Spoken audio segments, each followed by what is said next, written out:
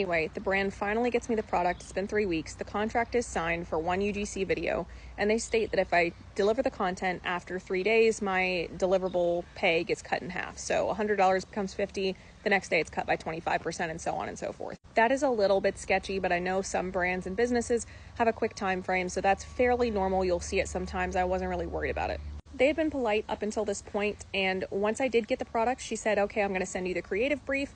This was another mistake that I made. Before you sign the contract, you really should already see the creator brief or see a drafted version of it, not have nothing in mind, because then they might do this. She emails me and she says, hey, your creative brief is on tab 16 of the Google spreadsheet. I'm already thinking, tab 16, okay.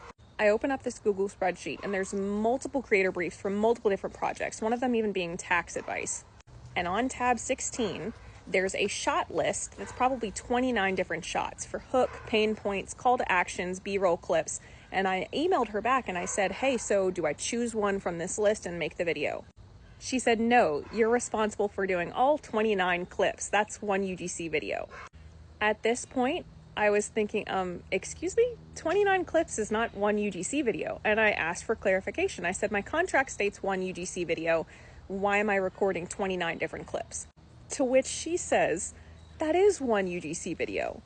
And I had to politely say, any seasoned creator or ad agency knows that 29 different clips of 4 different hooks, 6 different pain points, 7 different calls to action, and a bunch of B-roll shots is not one UGC video. It's a bunch of clips you're going to take of me to make 30 different advertisements for your company and pay me $100. You're going to undercharge me and get way more content than we agreed on.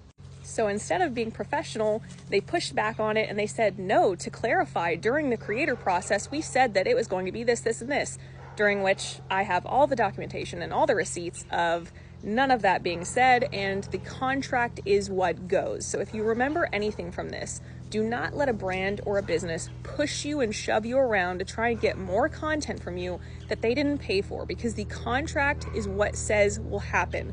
Not anything that was said before, not anything that was said after. The contract is what's legal. And in this case, I pushed them back by citing sections in their contract, and they canceled the gig. So I still have the product, but I'm out all the time and energy that I put into this, mainly because I did not look into the section that said one UGC video and clarify and make sure they listed out the deliverables and the scope in the contract. So my butt was saved this time because I pushed back and I had enough to cover my tail. But if you run into something like this, don't do what I did. Check for the creative brief, make sure it's super specific, and make sure that they don't try and get extra content from you after the fact. Know what your contract says.